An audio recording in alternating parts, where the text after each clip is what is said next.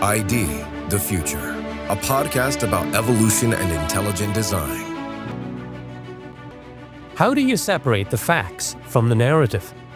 That can be challenging to do these days, and the realm of science is no exception. Welcome to ID the Future. I'm your host, Andrew McDermott. Today, we're sharing the second half of a conversation with Dr. Casey Luskin that originally aired on the Come Let Us Reason Together podcast, hosted by Lenny Esposito. Casey discusses the growing controversy surrounding Sahelanthropus tchadensis, a fossil often described as one of the earliest human ancestors. But what began as a celebrated evolutionary discovery has now sparked open disagreement among evolutionary scientists themselves. In this concluding segment, Casey will discuss the telling researcher-to-specimen imbalance in the field of paleoanthropology, the nuance between error and deception in human origins narratives, and the broader implications of the controversy around the Sahelanthropus fossil. Let's jump back into the conversation as host Lenny Esposito comments on the mainstream media acknowledgement of the internal conflict around this fossil and asks Casey for his thoughts on the causes of that internal conflict. Yeah, so for those of you who want to follow this up, this was an article that came out May 7th, 2025, May 27th, 2025, in The Guardian. This is not some backwoods, pro intelligent design website. This is one of the landmark news organizations in the UK. The article is entitled "The Curse of Toumai: An Ancient Skull, a Disputed Femur, and a Bitter Feud Over Humanity's Origins." So even something with the prestige of The Guardian, which is a significant, again, media source, is recognizing that there is a lot riding on this, and there is grant money, fame, all of these kinds of things, as well as, just the general idea of helping to support the transitional stages and the development, supposedly, of modern humans from these more primitive ancestors. All of that comes into play here, and it's, again, why there's so much battle. And not to mention the fact, and you pointed this out again several times, is what you find when you really dig into paleoanthropology is we don't have a ton of specimens at all. We have very, very few. We have a ton of people who are trying to pull on those very few resources to make their own name and to make their own mark. So there's a ratio of researchers or publishers to specimens that's really out of whack. And they make this point, I think, in the Guardian article as well. But you had mentioned that in your article also, Casey. Can you kind of talk about that a little bit? Yeah, so there's this great quote by Jerry Coyne, who's an evolutionary biologist, where he says, "Paleoanthropology is a field in which the students far outnumber the objects of study." And I love that quote because it really does make you appreciate there are not a lot of bones to study in this field.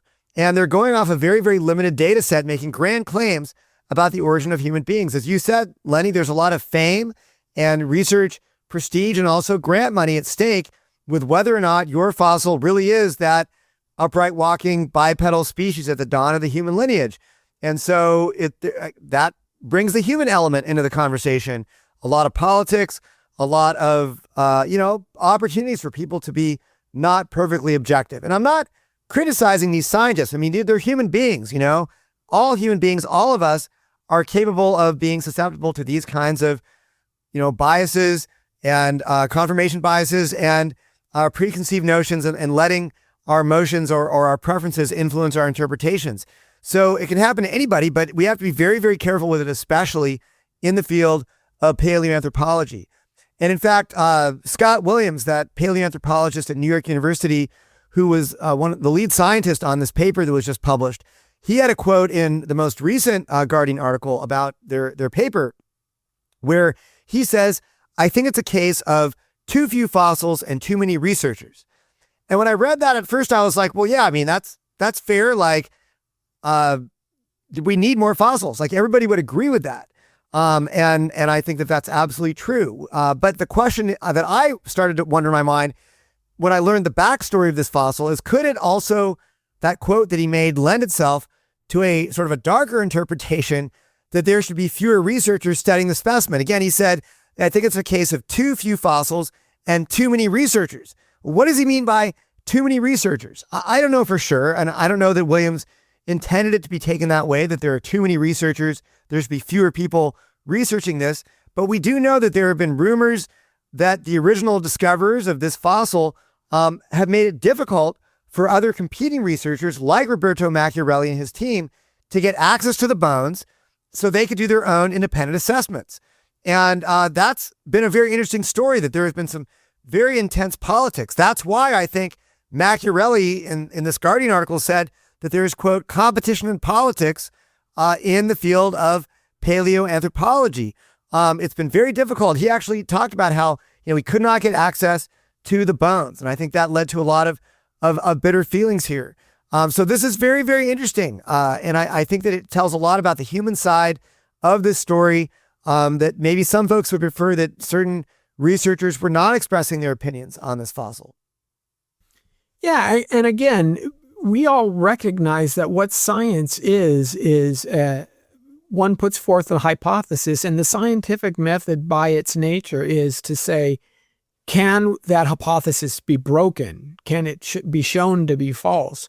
So the idea that you can put something up and have a critical push against it, that's part of the scientific process. The fact that you would be hesitant or reticent to do so, that then is a red flag. It kind of prompts the question, why? Because now we're not doing science anymore. We're doing something different. We're having protectionism show up.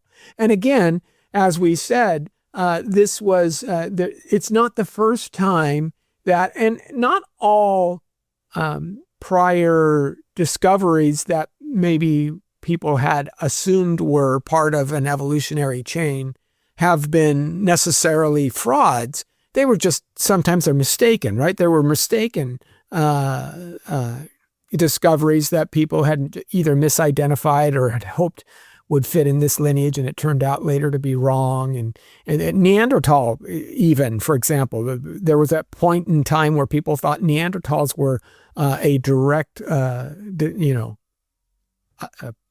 previous version of humanity, and that we came out of the Neanderthal, and that's just simply not true. They're a side lineage. So these kinds of things happen, and that's why we need to push back so we don't make the mistakes. So having this happen in this way, and having kind of this clandestine, this cloak and dagger thing, this protectionism, especially when you're talking about the highest ranks in the archaeological team that discovered it, it does raise certain concerns. And it's raising concerns, as you're saying, even within those who are staunch evolutionists. These are other folks who, they've dedicated their life to paleoanthropology. This is not just some wacky, intelligent design guys off to the side saying, hey, it's a big fight within the paleoanthropological framework, right? No, 100%. These complaints about the politics and the competition in paleoanthropology are coming from mainstream researchers. They're not coming from folks in the ID camp or anything like that. And I think this is pretty widely accepted, that this is a field with a lot of infighting, a lot of the human element comes into play, perhaps more than other fields. Some of it has to do with the fact that the data set is so limited, as we mentioned. And some of it has to do, I think, with the fact that we're studying a topic that is of great momentous importance to human beings, our very origins. Where did humanity originate from? How did we arise? So absolutely, you've got this perfect storm for a lot of human element, politics, and competition to come in here. And I also want to backtrack to what you said a moment ago, Lenny. Of course, we're not saying that, the vast majority or even, very many of these finds have anything to do with fraud. People can interpret things in good faith in different ways. You can have two people witnessing a car accident, and they come to very different conclusions about whether or not it was this person's fault or that person's fault. look at politics today. We see an incident with a shooting, a law enforcement shooting of a citizen who's trying to exercise her First Amendment rights, and everybody comes to a different conclusion about, okay, was the officer justified, or was she in the wrong, or was she in the right? People see the same set of facts, come to very different conclusions, and that happens sometimes in science too. What's important, I think, is for the public to realize that scientists had different opinions. Because if you read some of the news headlines, The Guardian did a great job of reporting on the controversy over this fossil. But a lot of times, and most of the media stories, frankly, even here, did not do that. They just reported, a new paper in the journal Science Advances has shown that this was an upright walking bipedal species that is a human ancestor, and it stood at the dawn of the human lineage right after our supposed split with chimps. Okay? That is the standard line you'll see in most of the news coverage of this scientific paper. But you find a couple stories, though, in some other news sources. The Guardian, again, has done a great job. Also, frankly, and kudos to these sources, the Washington Post cited Roberto Machiavelli and his criticisms of the bipedal view. New Scientist did a good job of citing a scientist named Zanoli and how he was critical of the bipedal view. Another, actually, Scientific American talked about a scientist named Maureen Cazenave at the Max Planck Institute in Germany, who was critical of the view that this femur shows bipedalism. And then also, of course, the Guardian article covered it. So there were a few stories, and there have been a lot of news stories on this paper. A few stories did acknowledge, and it may be buried way down at the bottom of the story, but at least they did it, that there are scientists who are skeptical, still skeptical, even after this new paper, of the claims that this was a bipedal upright walking species. However, if you have to dig to find that, okay? Otherwise, the view that you're going to receive if you just read the average news story in the mainstream media is you're going to think, science, as if science speaks monolithically, science has shown that this is a new human ancestor, and we can now go to bed at night sleeping well, knowing that this is the quote unquote missing link, or whatever the media is calling it, right? So this happens, and you've got to be willing to dig into the literature and also the news to find some of the critics sometimes, but they're there.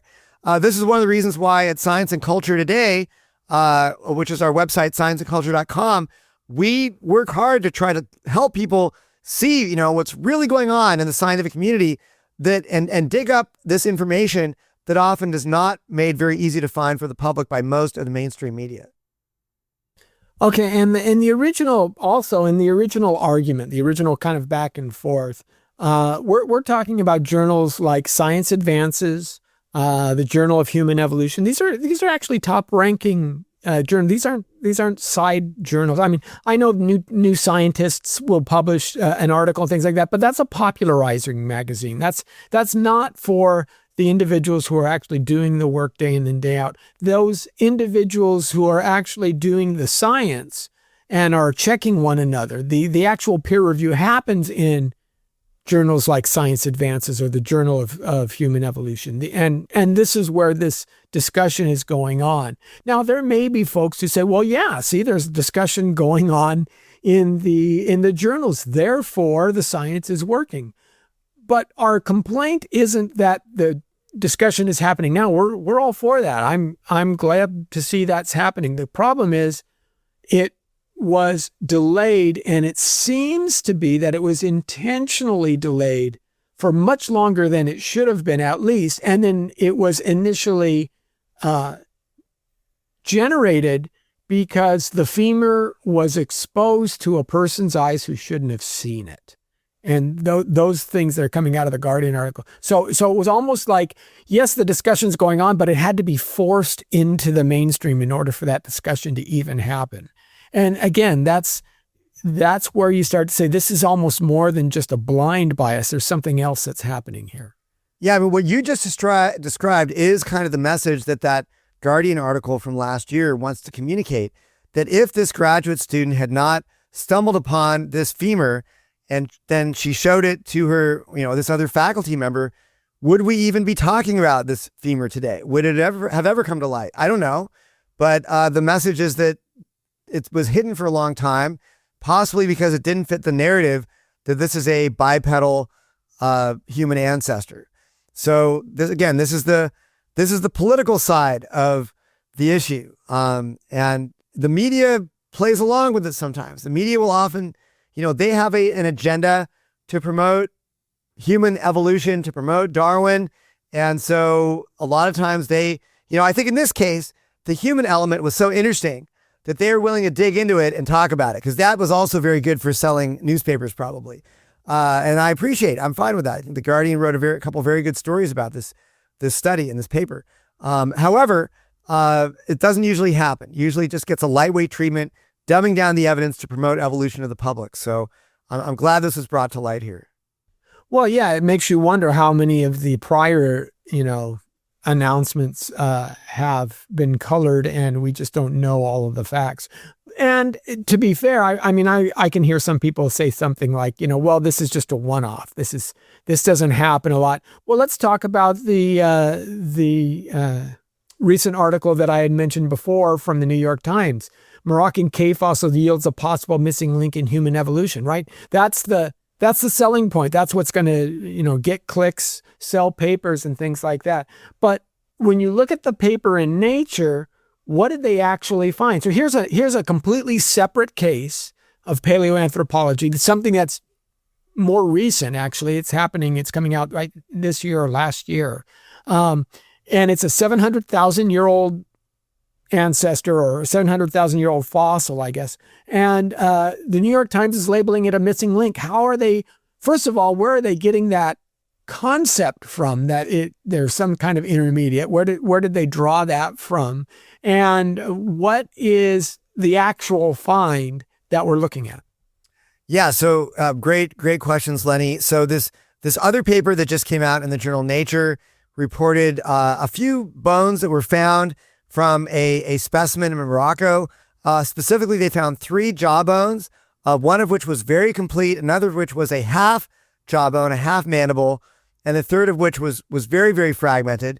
They found some teeth. I would say it was more than a few, but less than a mouthful of teeth.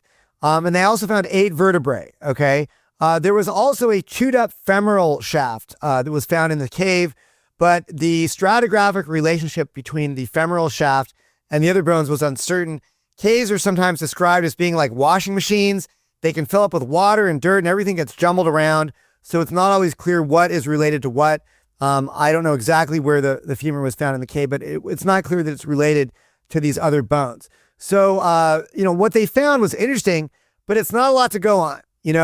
A few jaw bones, a few vertebrae, and a few teeth is not enough to put together a really clear picture of this being, some momentous fossil find. Now, that being found, even based upon what they did find, they believed that this fossil was at the base of our species Homo sapiens, okay? So basically, it was the member of the genus or the species Homo sapiens. Even paleoanthropologist John Hawkes, who's a very well-known guy from the University of Wisconsin-Madison, very good paleoanthropologist, he wrote on his website, he wasn't an author on the paper, but he said, quote, "These fossils are Homo sapiens," okay? So we're dealing with fossils here that are members of our own species. It's not a very momentous find in that, they found some teeth, they found a couple jawbones, they found some vertebrae. Great.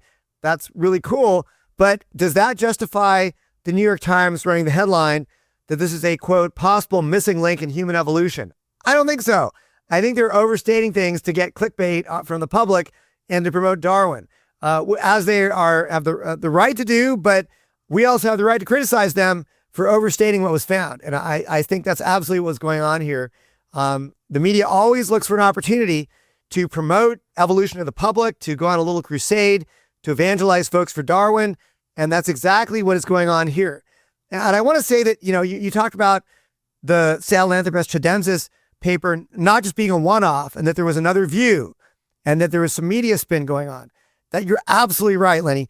We see this same rhetorical dynamic in the news media over and over and over again, where a paper comes out, a fossil is first reported, and the media literally goes ape, promoting evolution, promoting human evolution to the public. And invariably, if you then dig into the technical literature and you look at what was actually found and then you read what other scientists are saying, this is especially true with human origins, human evolution, you find that there are critics of the media narrative, critics of the view that this is some missing link or some crucial, human ancestor or whatever. You find people who are taking a different view. And then usually if you wait another, say 6 months, 12 months, whatever, you will then find papers coming out in the technical literature criticizing that original paper that claimed that this was some really important, momentous fossil find that somehow links humans back to ape-like ancestors. You'll find that they show up in both sort of the popular conversation, the critics, and also even in the technical literature eventually. And so eventually, cooler and calmer heads will prevail, and you will see that the original media hype around the first stories that came out when the fossil was first reported, that really was overblown. That was really overstated. And I think that's what's going on here. I don't even think you need to probably publish much in the way of, detailed technical criticism of this fossil find. There wasn't much found to begin with. And we know, even if we just take everything the paper said at face value, it's probably a member of our own species or something very, very, very human-like, at the very least. Yeah, I mean, the authors really, though, seem to kind of push the narrative a little bit themselves. I mean, the title of the Nature article is Early Hominins from Morocco Basal to the Homo sapiens lineage. Now, basal means base, right? It means, and the abstract reads, paleogenetic evidence suggests that the last common ancestor of present-day humans, Neanderthals and Denisovians, lived around 765 to 550,000 years ago. However, both the geographical distribution and morphology of these ancestral humans remain uncertain. The Homo antecessor fossils from the TD6 layer of Grandolina at Atapuerca, Spain, dated between 950 Ka and 770 Ka, have been proposed as potential candidates for this ancestral population. So it seems like the authors themselves are kind of nudging this. They've been proposed as potential candidates. Notice scientists they'll always use the wiggle words there, right? And then what happens is when the New York Times or Reuters picks up on this, they just drop the proposed and potential. That's all they do. And they rewrite it in language that you and I would understand as missing link or maybe missing link. But it does feel like this first article is kind of, again, trying to say, could it be? Is it possible? And then, it's almost a Mott and Bailey tactic where you make this grandiose claim. And then when you get challenged, well, I never actually said it was this. I said, we should consider it as one possibility, right? And so you get this kind of Mott and Bailey moving back and forth. And again, I guess what the big goal is in this discussion is to say, it doesn't feel like disassociated or disinterested science, I should say. It doesn't feel like you're detached, you're objective, you just want to find the answers to what's really out there. It feels like you're pushing a point of view, you're pushing a narrative. And that is, when I start to see these things pile up, it's a red flag for me. I told you before that I visited the Smithsonian Institute, and when you get to the paleoanthropology system, the origin of man, it is the single most fascinating thing to see how often that section keeps being changed. I mean, they were covering plaques and they had stickers on some said this is no longer what we thought. And it's always under revision because nobody can seem to get the story straight. So that's the kind of the crux of the issue for me is how often, as you say, this seems to happen. No, I fully agree with you. And I just learned a new term. I didn't know the term Mott and Bailey tactic, but you're absolutely right, where they make this sort of bold claim initially, but then as soon as you challenge them, they retreat back to something that isn't quite so controversial, but easier to defend. So absolutely, I think that's what they do. And yeah, I mean, I think that the Smithsonian exhibit is a classic example. We're forever, how many times have we heard the phrase in the media that this new fossil find, quote, rewrites the story of human evolution? Oh my gosh. If I had a nickel for every time I heard that claim, I'd probably have quite a few nickels. So yeah, I mean, it's always being revised, always being rewritten. And of course, our friends in the evolutionary scientific community will say, oh, well, this is how science works. It's always progressing, finding new things. That's true. But if the current paradigm is so easily overturned on a regular basis, why are you so confident that the latest find is like the answer and that you actually, are finally figured out what's really going on if it's just going to be overturned next week? And that's the question we really have to ask. In the medieval period, and I'm going to be very careful here because somebody could think that I'm trying to over disparage an entire field of research, and I'm not. But I'm trying to draw some kind of an analogy. In the medieval period, there was an understanding that chemicals change material, that chemical changes would produce something new or different than what was before. For example, iron to steel, things of this nature. And one of the things that alchemists sought to do, they were hoping to do, and it would make sense that they would try to do this because it would mean a lot of money, was they were trying to change lead to gold. This is a very famous, point of departure where all these guys were. And now you had a lot of charlatans who were going out there and claiming that they could do that just so they could make a buck. But there was a lot of actual real research. And when you'd go down one field and you'd find that, oh no, that didn't work. And then you go down another field, you find out, oh no, that doesn't work. It would be easy for the medievalists to say, well, but we're learning so much. We know that this doesn't work and this doesn't work. The problem is none of it will ever work. Gold is an element. Lead is an element. You have to change the atomic structure for that transference to happen. You'll never get lead to gold. We know that now, but back then you could do hundreds of years of testing and saying, we're gaining in our knowledge because we're eliminating certain possibilities. And at one point, you start to wonder how often or when is the point at which we start to say, we're running out of ideas here as to showing how humans are just another mammal, are just another organism that came from a common ancestor as every other organism on Earth. And I start to wonder if that's going to be a problem. Yeah, I mean, it's always being revised. It's always changing. And you have to ask the question, can I really trust the bold assertions that are being made right now? So I very much agree with what you're saying, Lenny. Okay, any other thoughts, last thoughts on this area before we say goodbye? No, great topic. I'm so glad we got to bring these things out. And, I actually, as you were talking just now, I was thinking about the phrase sheds light. Okay. We're always hearing this term in the news media talking about scientific discoveries. This sheds light on how that happened. Okay. Are they chasing down a rabbit that they can never catch? Maybe so. Kind of like what you said. It's like the quest for alchemy. They're never going to actually solve that quest. But when you hear these buzzwords, where that this sheds light on that or this rewrites the story of that, I think people should just be skeptical and be cautious. How confident are they really in the grand, bold conclusions? And it is true that every find does bring us a little bit closer to the truth. I agree with that. But you have to ask the question, if we're getting closer to the truth that they want you to believe, the paradigm of evolutionary biology, or are they getting closer to perhaps something else? And I think that's the big question. C.S. Lewis famously said, I think in Mere Christianity, that was, he gave an analogy of, say, if you're walking on top of a mountain, you're trying to get to your town, right? And he wants to get into his cottage, his vacation cottage, so he can have his bath and have his tea and relax. And he says, I'm walking on the crest of the hill and I can see my cottage right below me and I'm fairly close to my cottage, but actually I'm much farther than you would think because the way you get closer to, I can't just fly. He goes, the way you get closer to something, sometimes you have to turn around and go back.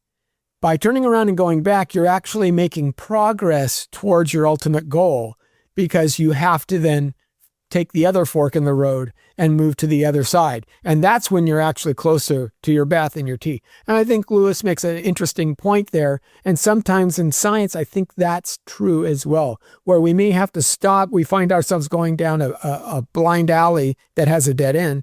And in order to make progress, you have to turn around, go back and start rethinking some of our assumptions. Hopefully, we can learn from these kinds of examples and then leverage them to make thoughtful decisions on what different discoveries actually do show. Well said, Lenny. Thank you very much. Yeah. All right. Thanks, Casey, so much, and I'm sure we'll talk soon. Sounds good. Thanks a lot. That was Dr. Casey Luskin discussing the controversy surrounding the Sahelanthropus tchadensis fossil and the associated problems in the field of paleoanthropology. If you haven't listened to the first half of the conversation in a separate episode, be sure to do so. This exchange serves as a good reminder that when it comes to human origins, we should look past the bold claims and flashy media reports right to the facts, which often tell a very different story. We're grateful to Lenny Esposito and Come Reason Ministries for allowing us to share this conversation here. For ID the Future, I'm Andrew McDermott. Thanks for joining us. Visit us at idthefuture.com and intelligentdesign.org. This program is copyright Discovery Institute and recorded by its Center for Science and Culture.